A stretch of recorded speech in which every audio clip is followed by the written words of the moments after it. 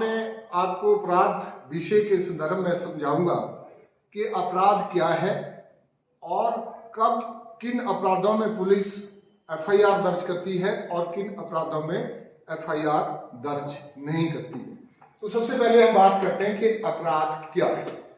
अपराध से तात्पर्य किसी व्यक्ति का वो कार्य जिसके करने से दूसरे व्यक्ति को शरीर और संपत्ति की हानि होती है और उस काम के लिए किसी विधि द्वारा दंड का प्रावधान किया गया है। हमारे प्रोसीजरल लॉ के मुताबिक अपराध को दो भागों में यानी कि दो तरह से वर्गीकृत किया गया है। सबसे पहले जो अपराध है दैट इज कॉल्ड संज्ञा अपराध यानी कि कॉग्निजेबल ऑफेंस। कॉग्निजेबल ऑफेंस सबसे पहले ये एस्टेब्लिश करना है कि कौन सा अपराध संज्ञा है और कौन सा अपराध संज्ञा नहीं। सीआरपीसी की प्रथम सूची में ऐसे अपराध जिन्हें संज्ञा बताया गया है को ही संज्ञा माना गया है। ऐसे अपराध, अब संज्ञा अपराध क्या है?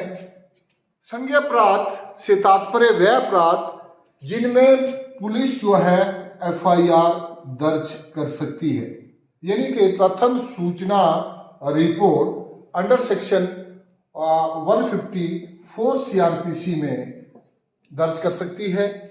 व्हेनेवर कोई एफआईआर दर्ज होती है तो there is no need to obtain प्रथम सूचना रिपोर्ट जब पुलिस दर्ज करती है तो पुलिस उस व्यक्ति को जिसने वो अपराध किया है बिना वारंट गिरफ्तार कर सकती है। यानी कि there is no need to obtain prior permission either magistrate और आवर सीनियर ऑफिसर। यानी कि पुलिस सीआरपीसी के अंदर ही इंपावर्ड है कि वो उस अपराध का अन्वेषण भी कर सकती है और वो उस व्यक्ति को गिरफ्तार भी कर सकती है जिसने वो अपराध किया है। पुलिस को धारा 156 और 157 सीआरपीसी के अंतर्गत अपराध का अन्वेषण करने की शक्ति सीआरपीसी के अंदर दी। यानी कि ऐसे अपराध में पुलिस हस्तक्षेप कर सकती है और उस अपराध का अन्वेषण करके जो भाई उसका परिणाम है उसके उपरांत उसकी चार्जशीट जो लेटर ऑन दाखिल कर सकती है। नाउ सबसे ज्यादा जो संवेदनशील जो मुद्दा है आज की डेट में वो that is non cognizable offence यानी कि असंज्ञ अपराध। असंज्ञ अपराध ऐसे अपराध जिनमें पुलिस जो है मैजिस्ट्रेट के आदेश के बिना हस्तक्षेप नहीं कर सकती है। बहुत सारे हमारी सोसाइटी के अंदर लगभग 70% अपराध जो है वो नॉन कॉग्निजेबल होते हैं। अब नॉन कॉग्निजेबल थोड़ा सा मैं समझाने की चेष्टा करूंगा। What is the non cognizable offence? ऐसे अपराध जो हमारी सोसाइटी में होते हैं जैसे किसी को थप्पड़ मार देना, जैसे किसी का वन्ना उखाड़ देना, वाड़ उखाड़ देना, किसी को गाली गलौज कर देना, they are all non cognizable offence. और इस तरह के अपराध जब होते हैं तो स्वाभाविक है कि कंप्लेनेंट जो है वो पुलिस के पास जाता है और अपनी एफआईआर दर्ज करवाना चाहता है। लेकिन पुलिस अकॉर्डिंग टू लॉ काम करती है और जब भी पुलिस ऐसी बात करती है कि नहीं आपके इस अपराध में एफआईआर दर्ज नहीं होगी तो स्वाभाविक है कि लोगों में थोड़ा सा रोष होता है और लोग ये कहते हैं कि पुलिस जानबूझकर एफआईआर दर्ज नहीं कर रही है। लेकिन there is law, there is provision कि व्हेनेवर ऐसे नॉन कॉग्निजेबल ऑफेंस होते हैं तो उन्हें धारा 155 सीआरपीसी के अंतर्गत मैजिस्ट्रेट से अनुमति लेने के उपरांत ही पुलिस जो है वो हस्तक्षेप कर सकती है। हमारे कॉग्निजेबल ऑफेंस थे यानी कि संज्ञा अपराध थे, इसमें मैजिस्ट्रेट से अनुमति लेने की आवश्यकता नहीं थी। जैसे ही एफआईआर दर्ज हुई पुलिस जो है तुरंत अपराध का अन्वेषण प्रारंभ कर देती है और अपराधी को गिरफ्तार कर लेती है।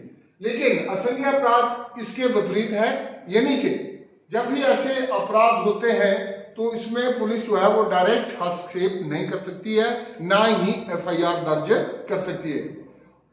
हस्तक्षेप करने के लिए मजिस्ट्रेट से अनुमति लेनी पड़ेगी, और जब अनुमति मिल जाती है तो पुलिस जो है वो उसमें हस्तक्षेप करती है। ऐसे अपराधों में पुलिस बिना वारंट किसी को गिरफ्तार नहीं कर सकती है और ना ही उसे इन्वेस्टिगेशन की पावर दी। अपराध होते हैं तब एफआईआर दर्ज करती है, जब असंज्ञेय अपराध होते हैं वो उसमें एफआईआर दर्ज नहीं होती है। अब करना क्या है?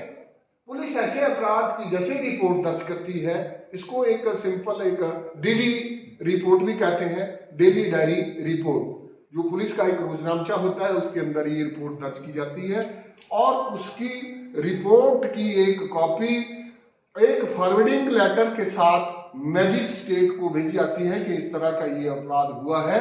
अगर पुलिस चाहे तो उसमें हस्तक्षेप कर सकती है, तो मैजिस्ट्रेट से जांच करने की अनुमति लेने की रिक्वेस्ट करती है। जब मैजिस्ट्रेट द्वारा ऐसे अपराध की अनुमति दे दी जाती है तब पुलिस जो है इसमें हस्तक्षेप कर सकती है।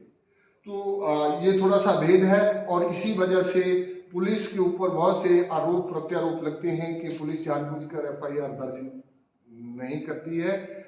लेकिन पुलिस भी एक ऐसी संस्था है जो कानून के अनुसार ही काम करती है, और जो सीआरपीसी के अंदर प्रोविजन है उसी के अनुसार काम करती है।